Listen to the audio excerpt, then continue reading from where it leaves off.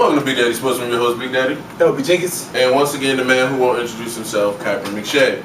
Let's jump right in it. Which team most needed to make a trade and didn't at the trade deadline? Wait, hold on. I'm talking about a problem with the NFL. Oh, God, here we go. Look. Why don't the NFL, look, basketball, they trade people. And baseball, they trade people. NFL, you be like, is something gonna happen? Is something gonna happen? Nothing happens. Nothing. Now that you're off the soapbox, answer the question. Look, B-More need a receiver. Seattle needs a receiver. Houston needs a QB. Kansas City needs a receiver. You got Indy needs a receiver. Okay, I asked for one team that need to make a trade, and you just named No, half the league. look, I named half the league. Half the league got problems, and they ain't addressing it, and it's the trade deadline. No, I agree with that. What you got? Honestly, all the teams that needed to make a trade, there really wasn't a whole lot out there for something reasonable. The teams that are pushing to make a run, they're not really hurting for anything where they need to get somebody. Let's look at it. Jared Allen could have been got for what, 2? Is Jared Allen worth 2? Heck yeah. He is, but who's going to take him? Now, the problem with Jared Allen is system. That he's been 4-3 his whole career, and the teams that want him are like, can you stand up and play linebacker midway through the season? You know, but like, okay, if you're the Patriots, I mean, they went out and they got Soapwalker from Philly. I get that. But if you're the Patriots and you're trying to show up your pass rush, Andre Carter 3 years ago, solid player. Now, so you're just wondering, did they make the right moves? And then you got to, okay, I don't know what Cleveland is doing. I'm not mad at them for not moving Josh Gordon, but I don't understand why it was out there the way it was if you're not going to do it. But I think some teams kind of stuck with, like, okay, the Giants are not going to sign Hakeem Nicks. And so if you're not going to sign him, why not get something for him now? But what are you going to get for him? See, they want to get market value. They want to get a real value. Here's the problem with that logic. And possibly re-sign him. But here's the problem with that logic. He's going to walk, and you're going to get a compensatory pick that's a low 3 or a 4, maybe. Probably a 5th round compensatory pick for losing the free agent. If you trade him, you probably could have got a 3.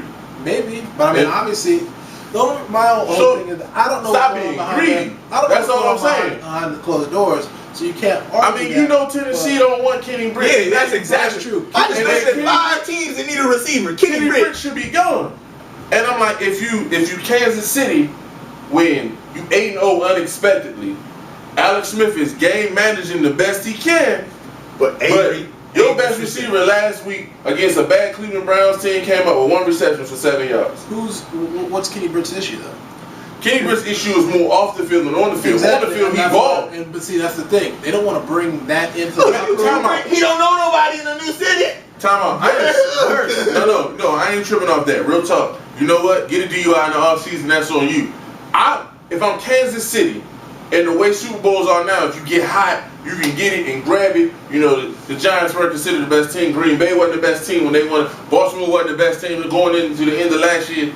If you KC, you got to look at that. I'll give up a 3-4 ring. But he can go somewhere else and have problems. I can manage him for 10 weeks. You hope. Unless he comes in and destroys your But he ain't done nothing in probably a year. It's just the people in Tennessee are tired of him overall. He's been a good citizen as far as public knowledge. So it's like, if I'm trying to win a ring, I got to make the moves to do so. And when you competing with Denver, you know, Alex Smith going 18-30 for 225 yards and a touchdown is not competing with that offense. That's all I'm saying. And so when you look at it like that, and you look at the NFC with the NFC East being the mess that it is, and all that, it's like, you can make some moves. They can, but and nobody did. A lot of those teams also had, like, you talk about KC. KC's got a great defense. They don't really need to do anything. Yeah, the defense. We're talking about offense. But they got a great defense, but defense don't win you championships now. And that great, that great defense. You come from the he don't want to go back 13 years. He don't go back 13 years. Real talk. We won Baltimore the championship last year. Good red zone defense because they gave up a ton of yards, and then Joe Flacco catching fire like never before. No, I'm talking the offense. That was 13 years ago. See, you don't want to bring it back. No. What I'm saying is it's different now. The year we won the Super Bowl and we set the record for points, let's be real, we was playing quarterbacks like Achilles Smith, and win of Cleveland is third, and Danny Cannell comes in for the Denver Broncos, that kind of stuff. It's like the quarterback play was bad. The way the league is now and the rules, you can't do it. I agree, but now that you've said that, I will forever use that against you. So that's really all I wanted. We can Look, I'm all about facts. They're not the greatest defense of all time. They're the most dominant defense of all time. I think the 85 Bears are overrated. Because you look at their schedule, the one team they played was the Dolphins, and the Dolphins shredded them. So I'm just honest about the situation. The Ravens were dominant, but name me when we got to the playoffs, the best quarterback we saw was Steve McNair. And we shut him down, but Steve McNair, good quarterback, not up here quarterback. Hey, I agree. Next question. Was Dez blow up on the sideline a big deal? Let's start with McShay. What you got? No, not at all. Your best player is trying to make plays. He gets frustrated that he's not getting what getting the help that he feels that he's required. What you got? Because I'm fit to. I got some words for this. My thing is, one, he animated. He's a big guy. He coming off real strong. But when you look, the Marcus Ware saying, he was saying positive things like, we're better than this. We need to do better than this. He was going off these lists, but he's re-encouraging and reinforcing the team. So I think when you catch it on camera, it looks a whole lot worse when you're not getting the words that he's actually coming out of his mouth. One, let's just throw it out there. Media plays the stereotypes. I ain't going racial. It's a stereotype of wide receiver. Or the diva wide receiver. Because Tom Brady does the same thing, and it's leadership. A middle linebacker, black or white, does the same thing, and it's leadership. So it's not a race thing. It's a stereotype of the position. Second of all, when he cussed out Tony Romo, and he did cuss him out, it was because the play was supposed to go backside, and Romo decided to ignore a wide open Dez Bryant, throw it to a third string receiver with 3 people around him. I'd have had some words for him too. And the argument is people are like, oh, you shouldn't go over to Tony when he's going over notes. Mind you, Jason Witten was over there running his mouth before Dez got there, and he just wasn't as demonstrative. But Jason Witten got a pass. At the end of the game, he had every right to be pissed. Because he's pissed about 2 things.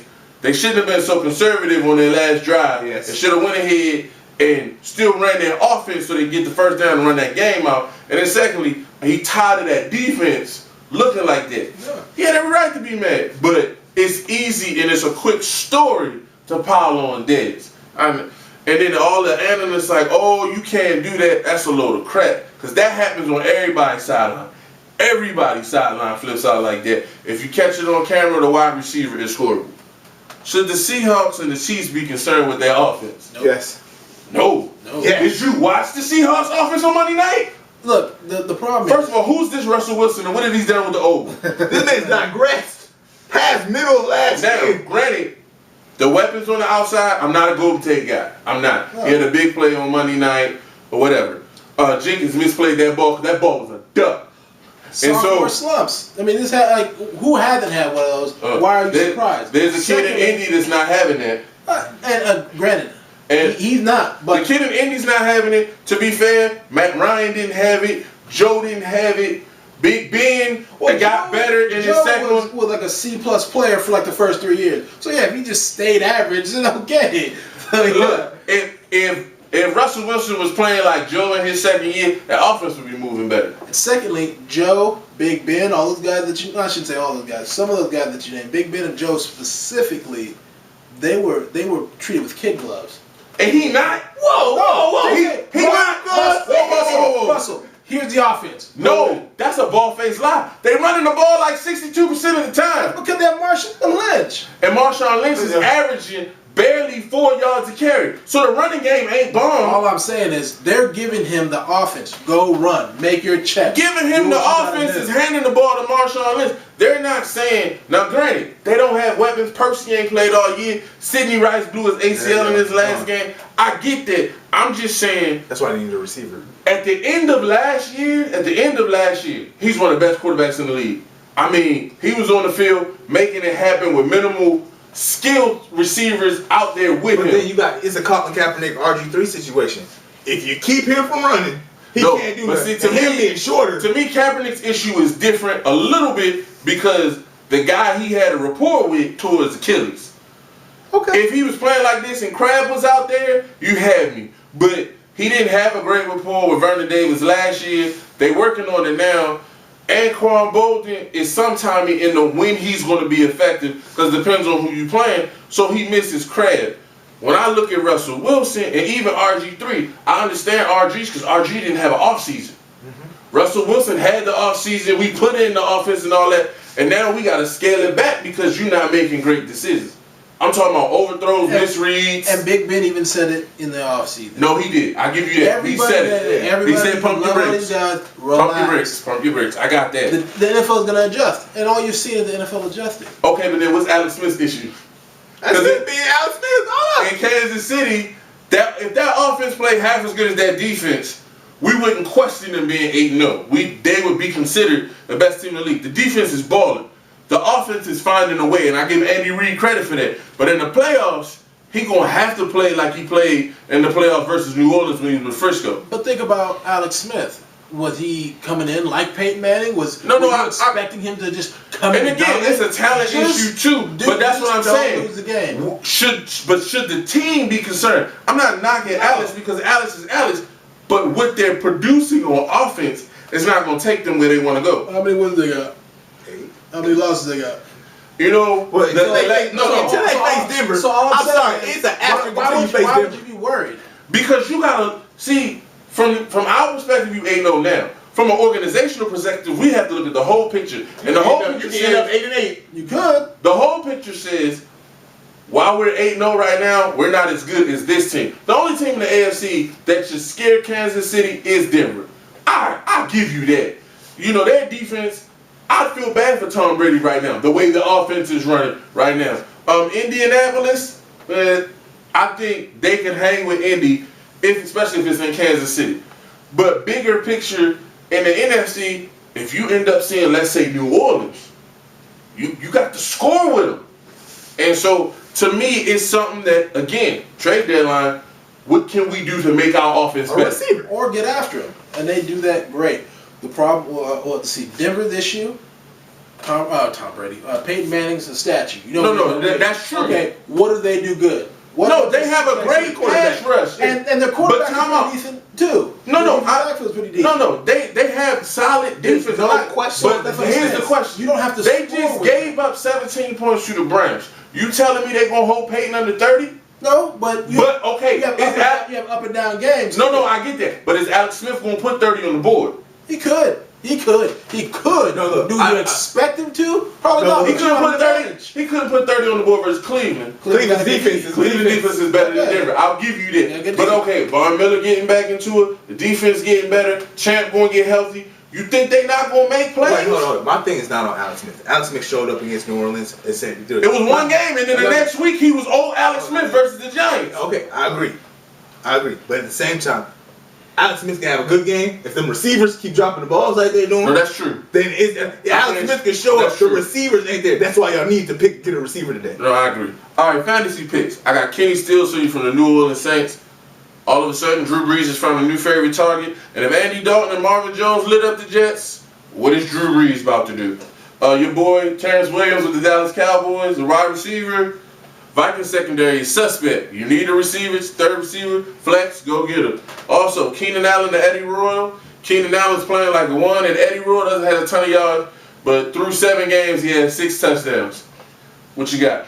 I got Oakland defense. They in the black hole again. After 1 game? Wait, hold up. After 1 game? Home games. They've been no, they play different in the home. At home. They doing it. I got Oakland defense. Guess what? I got Oakland offense. Terrell Pryor started rushing it. McFadden got put him in there. You realize that was 1 play. Look, he had 1 play for 93 yards. All it takes is 93 yards. What is he going to do? He had 1 play for 93 yards. He ran the ball 9 times. He had 8 other plays that gave him 13 yards. Guess what? 8 other plays and 13 yards. Touchdowns. Can put him in there. And then I got upset St. Louis. They got their bad quarterback, but I like the way that defense is playing. I like the way they're protecting the quarterback. I got St. Louis on the upset this week. Put him playing. I don't know what he's smoking. What you got? Let's see. I'm going to take, who's the kid from New England? Tompkins? Yeah. DeAndre Tompkins. Take him. Start him. Any of the receivers from Atlanta. Take them. They're playing Carolina. they're a good defense, no great pass rush, look, and their corners are. Atlanta ain't gonna win, but Harry Douglas is gonna get his numbers. So Harry Douglas got his numbers last week in the blowout. And I would take AP against Dallas indeed. Where AP? Now it's not all him, but where's he been? AP. According to him, he ain't juicing. That's what's the problem. That's what the problem is. He ain't juicing. I'm just saying. I didn't expect him to have 2,000 yards. But you expected. But I expected 1,200. 13 to 1,500 yards explosiveness again, and I'm not seeing it. We saw it that one play, the first play of the season, against the hit it hard, and then it's not really been there. Is it O-line or is it a combination? O-line, tired legs, and Off the field. seeing like 12 people in The off the field is fair, you know. But that just happened. No, it did, but it's been what, 3 weeks now? Yeah. That's a big deal. You find out about a kid, you think you're going to see the kid. The first time you see the kid, he's in the ICU about to die. I mean, that's you can't quantify what that does to a person. Yeah, but I'm talking about pre that. But pre that, he still wasn't. No, I said just tired legs, and you're seeing 15 guys in the box.